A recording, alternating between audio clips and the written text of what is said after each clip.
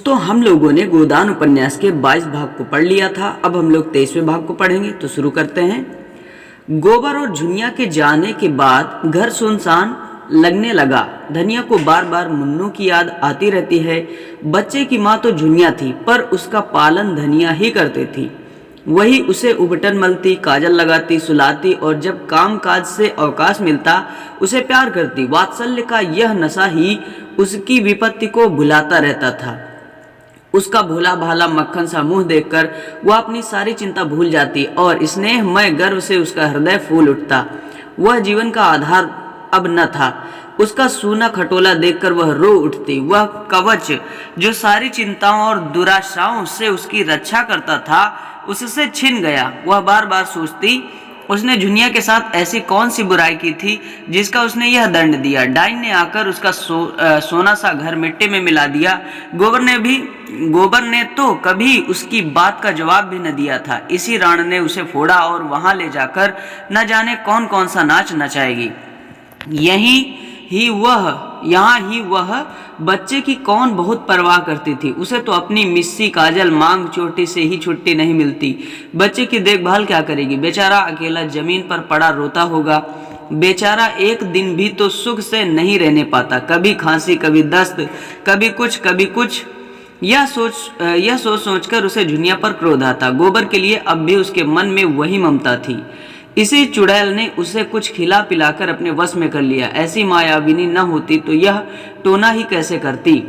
कोई बात न पूछता था, भौजाइयों की लातें खाती थी। यह भुग्गा मिल गया तो आज रानी हो गई।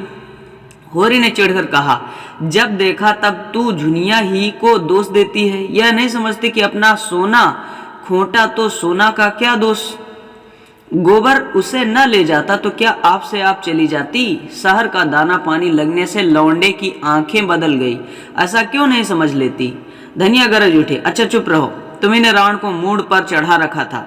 नहीं मैंने पहले ही दिन झाड़ू मारकर निकाल दिया होता।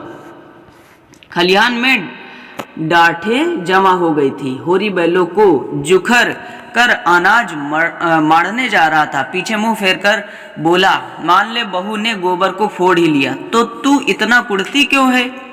जो सारा जमाना करता है वही गोबर ने भी किया। अब उसके बाल बच्चे हुए, मेरे बाल बच्चों के लिए क्यों अपनी सांसत कराए, क्यों हमारे सिर का बोझ अपने सिर पर रखे।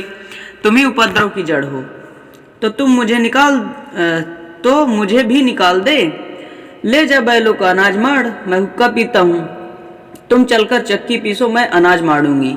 विनोद में दुख उड़ गया, वही उसकी दवा है। धनिया प्रसन्न होकर रूपा के बाल गूंथने बैठ गई जो बिल्कुल उलझकर रह गए थे और होरी खलिहान चला। रसिक बसंत सुगंध और प्रमोद और जीवन की विभूति लुटा रहा था। दोनों हाथों से दिल खोलकर कोयल आम की डालियों में छिपी अपनी सुरीली मधुर आत्मस्पर्शी कूक से आशाओं को जगाती फिरती थी। महुए की डालियों पर मैनों की बारात सी लगी बैठी थी। नीम और सिरस और करौंदे अपनी महक में नशा सा घोल देते थे। होरी आमों के बाग में पहुंचा तो वृक्षों के नीचे तारे से खिले थे। उसका व्यथित निराश मन भी इस व्यापक शोभा और स्फूर्ति में आकर गाने लगा। हिया जरत रहत दिन रैन, आम की डरिया कोयल बोले, तिनक न आवत चैन। सामने से दुलारी सहुआइन गुलाबी साड़ी पहने चली आ रही थी। पांव में मोटे चांदी के कड़े थे, गले में मोटी सोने की हंसली, चेहरा सूखा हुआ पर दिल हरा। एक समय था जब होरी खेत खलिहान में उसे छेड़ा करता था। वह भाभी थी, होरी देवर था। इस नाते से दोनों में विनोद होता रहता था। जब से शाह जी मर गए, दुलारी ने घर से निकलना छोड़ दिया। सारे दिन दुकान पर बैठी रहती थी और वहीं वे सारे गांव की खबर लगाती रहती थी। कहीं आपस में झगड़ा हो जाए, सहुआइन वहां बीज बचाओ करने के लिए अवश्य पहुंचेगी। आने रुपए सूद से कम पर उधार न देती थी और यद्यपि सूद के लोभ में मूल भी हाथ न आता था। जो रुपए लेता खाकर बैठ रहता। मगर उसके ब्याज का दर ज्यों का त्यों बना रहता था। बेचारी कैसे वसूल करे। नालिश फरियाद करने से रही, थाना पुलिस करने से रही, केवल जीभ का बल था। पर ज्यों ज्यों उम्र के साथ जीभ की तेजी बदलती जाती थी, उसकी काट घटती जाती थी। अब उसकी गालियों पर लोग हंस देते थे और मजाक में कहते, क्या करेगी रुपए लेकर काकी, साथ तो एक कौड़ी भी न ले जा सकेगी। गरीब को खिला पिलाकर जितनी आशीष मिल सके ले ले, यही परलोक में जाएगा, यही परलोक में काम आएगा। और दुलारी परलोक के नाम से जलती थी। होरी ने छेड़ा, आज तो भाभी तुम सचमुच जवान लगती हो। सवाइन मगन होकर बोली, आज मंगल का दिन है, नजर न लगा देना। इसी मारे मैं कुछ पहनती ओढ़ती नहीं। घर से निकली तो सभी घूरने लगते हैं, जैसे कभी कोई मेहरिया देखी ना हो। पटेश्वरी लाला की पुरानी बान अभी तक नहीं छूटी। होरी ठिठक गया। बड़ा मनोरंजक प्रसंग छिड़ गया था। बैल आगे निकल गए। वह तो आजकल बड़े भगत हो गए हैं, देखती नहीं हो, हर पूरनमासी को सत्यनारायण की कथा सुनते हैं और दोनों जून मंदिर में दर्शन करने जाते हैं। ऐसे लंपट जितने होते हैं सभी बूढ़े होकर भगत बन जाते हैं। कुकर्म का पराश्चित तो करना ही पड़ता है। पूछो, मैं अब बुढ़िया हुई, मुझसे क्या हंसी। तुम अभी बुढ़िया कैसे हो गई भाभी, मुझे तो अब भी। अच्छा चुप ही रहना, नहीं 150 गाली दूंगी। लड़का परदेश कमाने लगा, एक दिन न्योता भी न खिलाया, सेंत मेद में भाभी बताने को तैयार। मुझसे कसम ले लो भाभी, जो मैंने उसकी कमाई का एक पैसा भी छुआ हो। न जाने क्या लाया, कहाँ खर्च किया, मुझे कुछ भी पता नहीं। बस एक जोड़ा धोती और एक पगड़ी मेरे हाथ लगी। अच्छा कमाने तो लगा, आज नहीं कल घर संभालेगा ही। भगवान उसे सुखी रखे। हमारे रुपए भी थोड़ा थोड़ा देते चलो, सूद ही तो बढ़ रहा है। तुम्हारी एक एक पाई दूंगा भाभी, हाथ में पैसे आने दो। और खा ही जाएंगे तो कोई बाहर के तो नहीं है तो तुम्हारे ही। सवाइन ऐसी विनोद भरी चापलूसियों से निरस्त्र हो जाती थी। मुस्कुराती हुई अपनी राह चली गई। होरी लपक कर बैलों के पास पहुंच गया और उन्हें पौर में डालकर चक्कर देने लगा। सारे गांव का यही एक खलिहान था। कहीं मड़ाई हो रही थी, कोई अनाज ओसा रहा था, कोई गल्ला तौल रहा था। नाई, बारी, बढ़ई, लोहार, पुरोहित, भाट, भिखारी सभी अपने अपने जेवरे लेने के लिए जमा हो गए थे। एक पेड़ के नीचे झिंगुरी सिंह खाट पर बैठे अपनी सवाई उगाह रहे थे। कई बनिए खड़े गल्ले का भाव ताव कर रहे थे। सारे खलिहान में मंडी की सी रौनक थी। एक खटकिन बेर और मकोई बेच रही थी और एक खोचे वाला तेल के सेव और जलेबियां लिए फिर रहा था। पंडित दाता दीन भी होरी से अनाज बंटवाने के लिए आ पहुंचे थे और झिंगुरी सिंह के साथ खाट पर बैठे थे। दाता दीन ने सुरती मलते हुए कहा, कुछ सुना? सरकार भी महाजनों से कह रही है कि सूद का दर घटा दो, नहीं डिग्री न मिलेगी। झिंगुरी तंबाकू फांक कर बोले, पंडित मैं तो एक बात जानता हूँ, तुम्हें गरज पड़ेगी तो 100 बार हमसे उधार लेने आओगे और हम जो ब्याज चाहेंगे लेंगे। सरकार अगर असामियों को रुपए उधार देने का कोई बंदोबस्त न करेगी तो हमें इस कानून से कुछ न होगा। हम दर कम लिखाएंगे लेकिन 100 में 25 पहले ही काट लेंगे। इसमें सरकार क्या कर सकती है? यह तो ठीक है, लेकिन सरकार भी इन बातों को खूब समझती है। इसकी भी कोई रोक निकालेगी, देख लेना। इसकी कोई रोक हो ही नहीं सकती। अच्छा, अगर वह शर्त कर दे जब तक स्टाम्प पर गांव के मुखिया या कारिंदा के दस्तखत न होंगे वह पक्का न होगा, तब क्या करोगे? आसामी को 100 बार गरज होगी, मुखिया को हाथ पांव जोड़ के लाएगा और दस्तखत कराएगा। हम तो 1/4 काट ही लेंगे और जो फंस जाओ, जाली हिसाब लिखा और गए 14 साल को। झिंगुरी सिंह जोर से हंसा। तुम क्या कहते हो पंडित? क्या तब संसार बदल जाएगा? कानून और न्याय उसका है, जिसके पास पैसा है। कानून तो है कि महाजन किसी आसामी के साथ कड़ाई न करे, कोई जमींदार किसी काश्तकार के साथ सख्ती न करे। मगर होता क्या है, रोज ही देखते हो, जमींदार मुशक बंधवा के पिटवाता है और महाजन लात और जूते से बात करता है। जो किसान पोढ़ा है उससे न जमींदार बोलता है न महाजन। ऐसे आदमियों से हम मिल जाते हैं और उनकी मदद से दूसरे आदमियों की गर्दन दबाते हैं। तुम्हारे ही ऊपर राय साहब के 500 रुपए निकलते हैं, लेकिन नौखे राम में हैं इतनी हिम्मत कि तुमसे कुछ बोले। वो जानते हैं तुमसे मेल करने ही में उनका हित है। आसामी से इतना बूता है कि रोज अदालत दौड़ें, सारा कारोबार इसी तरह चल जाएगा जैसे चल रहा है। कचहरी अदालत उसी के साथ है जिसके पास पैसा है। हम लोगों को घबराने की कोई बात नहीं। यह कहकर उन्होंने खलिहान का एक चक्कर लगाया और फिर आकर खाट पर बैठते हुए बोले, हाँ मतई के ब्याह का क्या हुआ? हमारी सलाह तो है कि उसका ब्याह कर डालो। अब तो बड़ी बदनामी हो रही है। दाता दीन को जैसे ततैया ने काट खाया। इस आलोचना का क्या आशय था वह खूब समझते थे। गर्म होकर बोले, पीठ पीछे आदमी जो चाहे बके, हमारे मुंह पर कोई कुछ कहे तो उसकी मूछें उखाड़ लूं। कोई हमारी तरह नेमी बन तो ले। कितनों को जानता हूं जो कभी संध्या बंदन नहीं करते, न उन्हें धर्म से मतलब, न कर्म से, न कथा से मतलब, न पुराण से। वह भी अपने को ब्राह्मण कहते हैं। हमारे ऊपर क्या हंसेगा कोई जिसने अपने जीवन में एक एकादशी भी नागा नहीं की, कभी बिना स्नान पूजन किए मुंह में पानी नहीं डाला।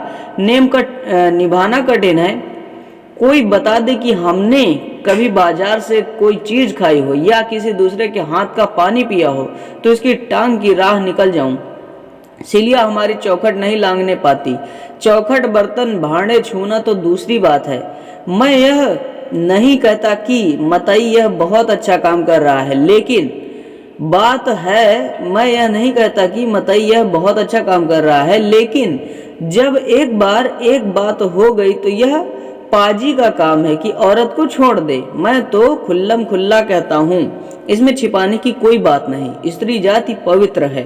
दाता दीन अपनी जवानी में स्वयं बड़े रसिया रह चुके थे, लेकिन अपने नेम धर्म से कभी नहीं चूके। माता दीन भी सुयोग्य पुत्र की भांति उन्हीं के पद चिन्हों पर चल रहा था। धर्म का मूल तत्व है पूजा पाठ, कथा, व्रत और चौका चूल्हा। जब पिता पुत्र दोनों ही मूल तत्व को पकड़े हुए हैं तो किसकी मजाल है कि उन्हें पथ भ्रष्ट कह सके।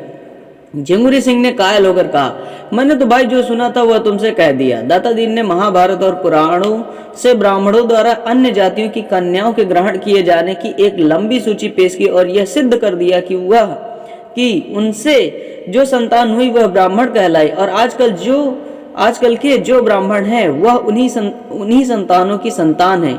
यह प्रथा आदिकाल से चली आई है और इसमें कोई लज्जा की बात नहीं। झिंगुरी सिंह उनके पांडित्य पर मुग्ध होकर बोले, तब क्यों आजकल लोग वाजपेयी और शुक्ल बने फिरते हैं? समय समय की प्रथा है और क्या। किसी में उतना तेज तो हो, विष खाकर उसे पचाना तो चाहिए। वह सतयुग की बात थी, सतयुग के साथ गई। अब तो अपना निबाह बिरादरी के साथ मिलकर रहने में है। मगर करूं क्या, कोई लड़की वाला आता ही नहीं है। तुमसे भी कहा, औरों से भी कहा, कोई नहीं सुनता तो मैं क्या लड़की बनाऊं?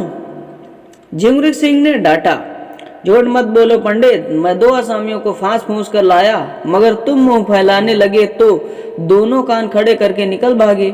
आखिर किस बिरते पर 1500 मांगते हो?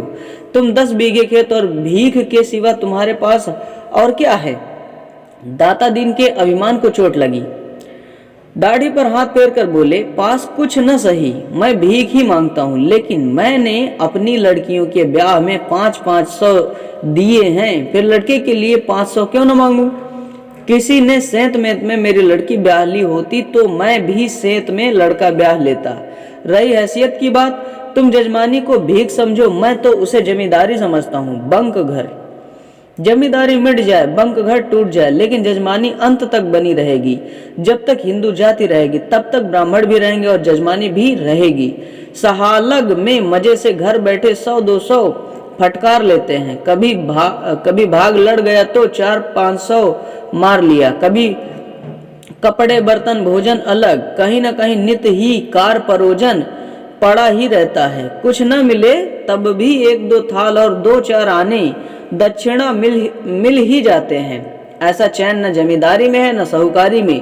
और फिर मेरा तो सिलिया से जितना उबार होता है उतना ब्राह्मण की कन्या से क्या होगा? वह तो बहुरिया बनी बैठी रहेगी, बहुत होगा रोटियां पका देगी। यहाँ सिलिया अकेली 3 आदमियों का काम करती है और मैं उसे रोटी के सिवा और क्या देता हूँ? बहुत हुआ तो साल में 1 धोती दे दी। दूसरे पेड़ के नीचे दाता दीन का निजी पैरा था। 4 बैलों से मड़ाई हो रही थी। धन्ना चमार बैलों को हाँक रहा था। सिलिया पैरे से अनाज निकाल निकाल कर ओसा रही थी और माता दीन दूसरी ओर बैठा अपनी लाठी में तेल मल रहा था। सिलिया सांवली सलोनी छरहरी बालिका थी जो रूपवती न होकर भी आकर्षक थी। उसके हाथ में चितवन में अंगों के विलास में हर्ष का उन्माद था, जिसे उसकी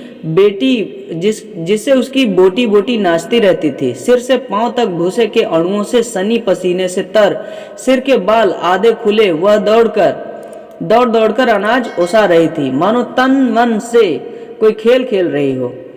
माता दीन ने कहा, आज सांझ तक नाज बाकी न रहे सिलिया, तू थक गई हो तो मैं आऊं। सिलिया प्रसन्न मुख बोली, तुम काहे को आओगे पंडित, मैं संध्या तक सब ओसा दूंगी। अच्छा तो मैं अनाज ढो ढो कर रख आऊं तो अकेली क्या क्या कर लेगी? तुम घबराते क्यों हो? मैं ओसा भी दूंगी, ढोकर रख भी आऊंगी। पहर रात तक यहाँ एक दाना भी न रहेगा।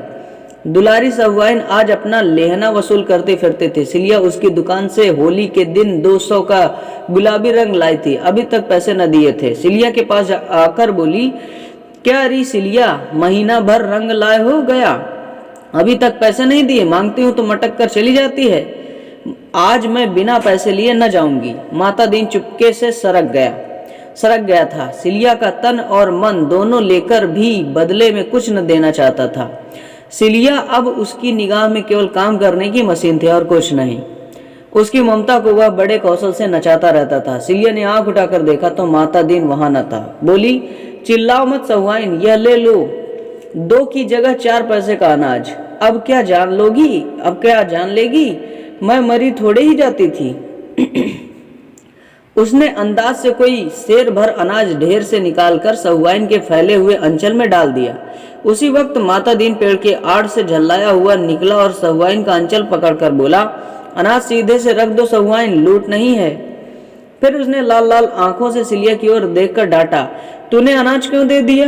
किससे पूछ कर दिया? तू कौन होती है मेरा अनाज देने वाली?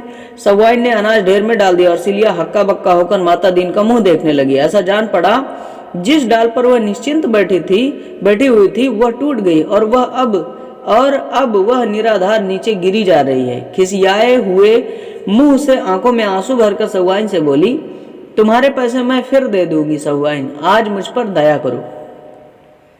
सहुआइन ने उसे दयार्द नेत्रों से देखा और माता दीन को धिक्कार भरी आंखों से देखती हुई चली गई। तब सिलिया ने अनाज उसाते हुए आहत गर्व से पूछा, तुम्हारी चीज में मेरा कुछ अख्तियार नहीं है? माता दीन आंखें निकालकर बोला, नहीं, तुझे कोई अख्तियार नहीं है।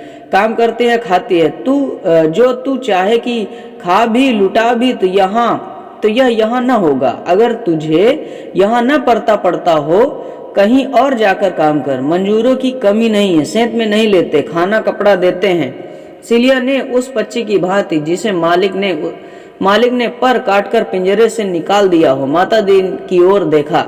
उस चितवन में वेदना अधिक थी या भर्त्सना, यह कहना कठिन है, पर उसी पक्षी की भांति उसका मन फड़फड़ा रहा था और ऊंची डाल पर उन्मुक्त वायुमंडल में उड़ने की शक्ति न पाकर उसी पिंजरे में जा बैठना चाहता था, चाहे उसे बेदाना बेपानी पिंजरे की तीलियों से सिर टकराकर मर ही क्यों न जाना पड़े।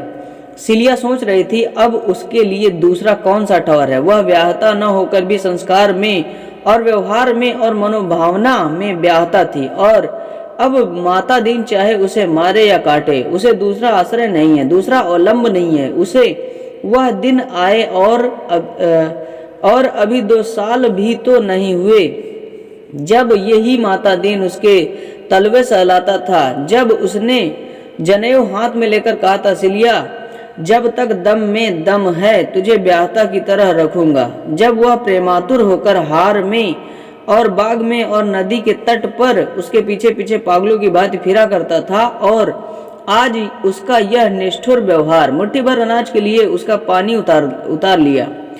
उसने कोई जवाब न दिया। कंठ में नमक के एक डले का सा अनुभव करती हुई आहत हृदय और शिथिल हाथों से फिर काम करने लगी। उसी वक्त उसकी माँ बाप दोनों भाई और कई अन्य चमारों ने न जाने किधर से आकर माता दीन को घेर लिया। सिलिया की माँ ने आते ही उसके हाथ से अनाज की टोकरी छींटकर फेंक दिया और गाली देकर बोली, राण, जब तुझे मजदूरी ही करनी थी तो घर की मजदूरी छोड़कर यहाँ क्यों करने आई? जब ब्राह्मण के साथ रहती है तो ब्राह्मण की तरह रह। सारी बिरादरी की नाक कटवाकर भी चमारी नहीं बनना था तो यहाँ क्या घी का लोंदा लेने आई थी? चुल्लू भर पानी में डूब नहीं मरती। झिमुरी सिंह और माता दीन दोनों दौड़े और चमारों के बदले हुए तेवर देखकर उन्हें शांत करने की चेष्टा करने लगी।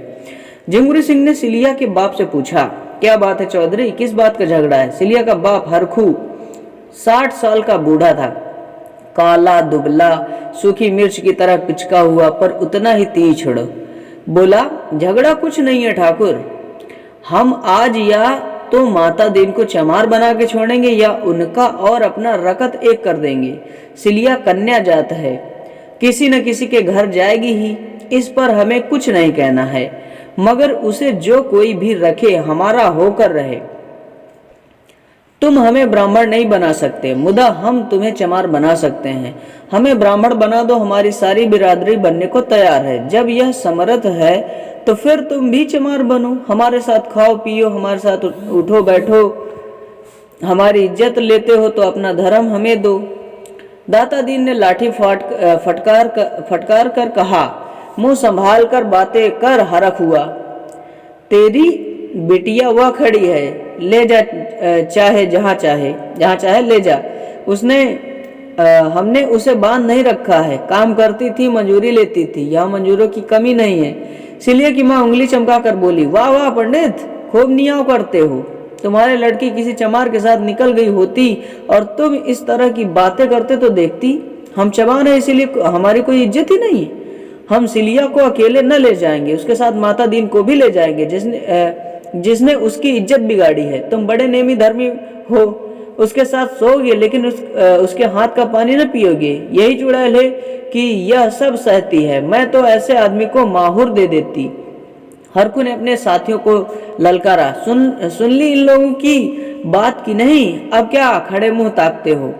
इतना सुनना था कि दो चमारों ने लपक कर माता दीन के हाथ पकड़ लिए और तीसरे ने झपटकर उसका जनेऊ तोड़ डाला और इसके पहले कि दाता दीन और झिंगुरी सिंह अपनी अपनी लाठी संभाल सके, दो चमारों ने माता दीन के मुंह में एक बड़ी सी हड्डी का टुकड़ा डाल दिया। माता दीन ने दांत जकड़ लिए, फिर भी वह घिनौनी वस्तु उनके होठों में तो लग ही गई।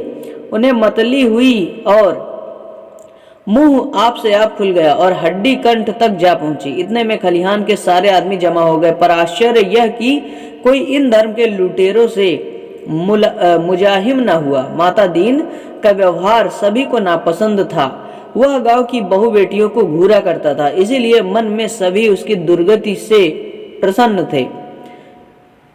हाँ, ऊपरी मन से लोग चमारों पर रोब जमा रहे थे। होरी ने कहा, अच्छा बहुत हुआ हरखू, भला चाहते हो तो यहाँ से चले जाओ। हरखू ने निडरता से उत्तर दिया, तुम्हारे घर में भी लड़कियां हैं होरी महतो, इतना समझ लो। इस तरह गांव की मर्यादा बिगड़ने लगी तो किसी की आबरू न बचेगी। एक क्षण में शत्रु पर पूरी विजय पाकर आक्रमणकारियों ने वहां से टल जाना ही उचित समझा। जनमत बदलते देर नहीं लगती, उससे बचे रहना ही अच्छा है। माता दीन क्या कर रहा था? दाता दीन ने उसकी पीठ सहलाते हुए कहा, एक एक को 5-5 साल के लिए न भिजवाया तो कहना, 5-5 साल तक चक्की पिसवाऊंगा। हरकू ने हेकड़ी के साथ जवाब दिया, इसका यहाँ कोई गम नहीं, कौन तुम्हारी तरह बैठे मौज करते हैं, जहाँ काम करेंगे वहीं आधा पेट दाना मिल जाएगा।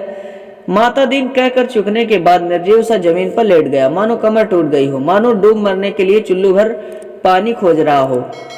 जिस मर्यादा के बल पर उसके रसिकता और घमंड और पुरुषार्थ अकड़ता फिरता था वह मिट चुकी थी। उस हड्डी के टुकड़े ने उसके मुंह को ही नहीं उसकी आत्मा को भी अपवित्र कर दिया था। उसका धर्म इसी खानपान छूत विचार पर टिका हुआ था। आज उस धर्म की जड़ कट गई। अब वह लाख प्रायश्चित करे, लाख गोबर खाए और गंगा जल पिए, लाख दान पुण्य और तीर्थ व्रत करे, उसका मरा हुआ धर्म जी नहीं सकता। अगर अकेले की बात होती तो छिपा ली जाती, यहाँ तो सबके सामने उसका धर्म लुटा। अब उसका सिर हमेशा के लिए नीचा हो गया। आज से वह अपने ही घर में अछूत समझा जाएगा। उसकी स्नेहमयी माता भी उससे घृणा करेगी और संसार से धर्म का ऐसा लोप हो गया कि इतने आदमी केवल खड़े तमाशा देखते रहे, किसी ने चू तक न की।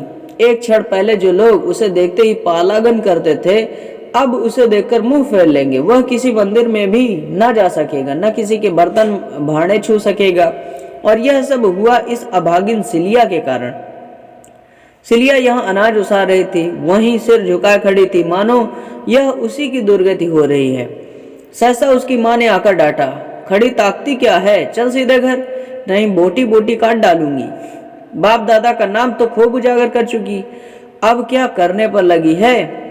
सिलिया मूर्तिवत खड़ी रही। माता पिता और भाइयों पर उसे क्रोध आ रहा था। यह लोग क्यों उसके बीच में बोलते हैं, वो जैसे चाहती है रहती है, दूसरों से क्या मतलब।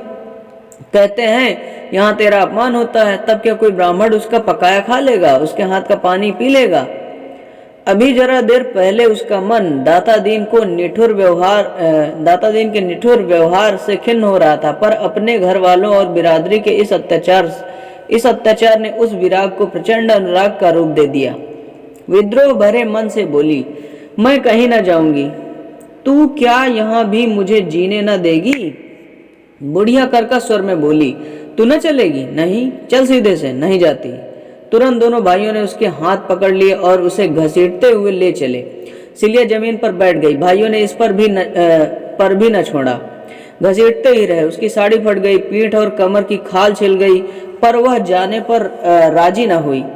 तब हरखू ने लड़कों से कहा, अच्छा अब इसे छोड़ दो, समझ लेंगे मर गई, मगर अब जो कभी मेरे द्वार पर आई तो लहू पी जाऊंगा। सिलिया जान पर खेलकर बोली, हाँ जब तुम्हारे द्वार पर आऊं तो पी लेना। बुढ़िया ने क्रोध के उन्माद में सिलिया को कई लाते जमाई और हरखू ने उसे हटा न दिया होता तो शायद प्राण ही लेकर छोड़ती। बुढ़िया फिर झपटी तो हरखू ने उसे धक्के देकर पीछे हटाते हुए कहा, तू बड़ी हत्यारीन है कलिया, क्या उसे मार ही डालेगी। सिलिया बाप के पैरों से लिपट कर बोली, मार डालो दादा, सब जने मिलकर मार डालो। हाय अम्मा, तुम इतनी निर्दयी हो, इसीलिए दूध पिलाकर पाला था, सौर में ही क्यों न गला घोंट दिया। हाय मेरे पीछे पंडित को भी तुमने भरिष्ट कर दिया, उसका धर्म लेकर तुम्हें क्या मिला। अब तो वह भी मुझे न पूछेगा, लेकिन पूछे न पूछे रहूंगी तो उसी के साथ। वह मुझे चाहे भूखों रखे चाहे मार डाले, पर उसका साथ न छोड़ूंगी, उनकी सांसत करा के छोड़ दूं। मर जाऊंगी पर हरजाई न बनूंगी। एक बार जिसने बाह पकड़ ली उसी की रहूंगी। कलिया ने ओठ चबाकर कहा, जाने दो राण को, समझती है वह उसका निबाह करेगा, मगर आज ही मारकर भगा न दे तो मुंह न दिखाऊं। भाइयों को भी दया आ गई। सिलिया को वहीं छोड़कर सबके सब चले गए।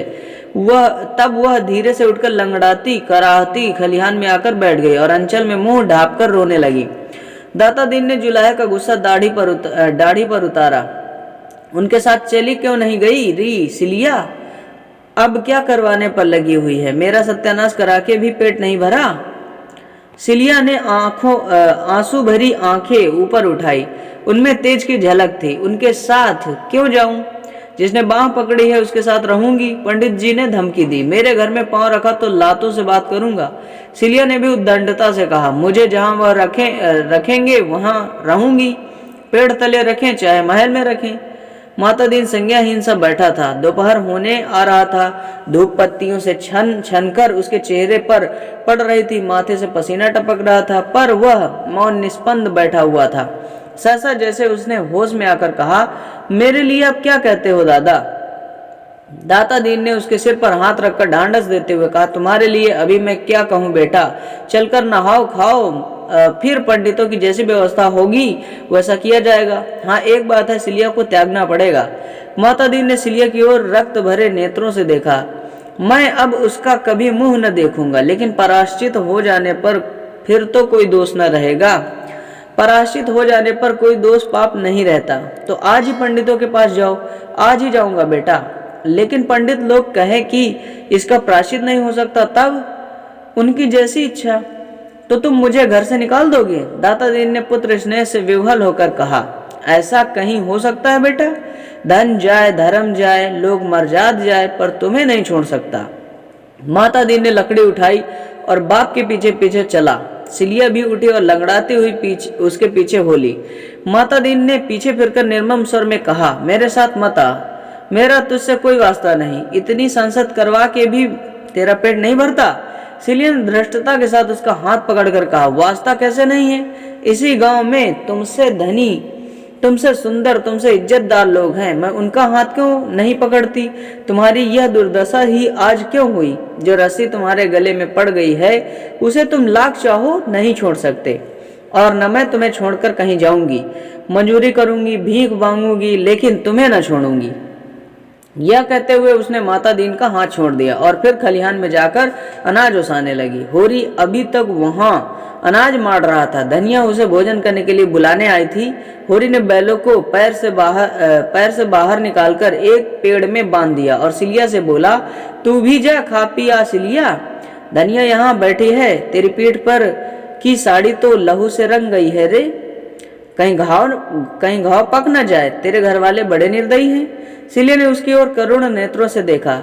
यहाँ निर्दयी कौन नहीं है दादा? मैंने तो किसी को दयावान नहीं पाया। क्या कहा पंडित ने?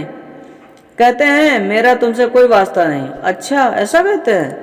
समझते होंगे इस तरह अपने मुंह की लाली रख लेंगे, लेकिन जिस बात को दुनिया जानती है उसे कैसे छिपा लेंगे? मेरी रोटियां भारी हैं, न दें? मेरे लिए क्या, मंजूरी अब भी करती हूँ, तब भी करूंगी। सोने को हाथ भर जगह तुम्ही से मांगूंगी, तो क्या तुम न दोगे? धनिया दयार्द होकर बोली, जगह की कौन कमी है बेटी, तू चल मेरे घर रह। होरी ने कातर स्वर में कहा, बुलाती तो है, लेकिन पंडित को जानती नहीं। धनिया ने निर्भीक स्वर में कहा, बिगड़ेंगे तो एक रोटी बेसी खा लेंगे, और क्या करेंगे? कोई उनकी दबैल हूं? उसकी इज्जत ली, बिरादरी से निकलवाया, अब कहते हैं मेरा तुझसे कोई वास्ता नहीं। आदमी की कसाई, यह उसी नियत का आज फल मिला है। पहले नहीं सोच लिया था, तब तो बिहार करते रहे, अब कहते हैं मुझसे कौन वास्ता। होरी के विचार में धनिया गलती कर रही थी।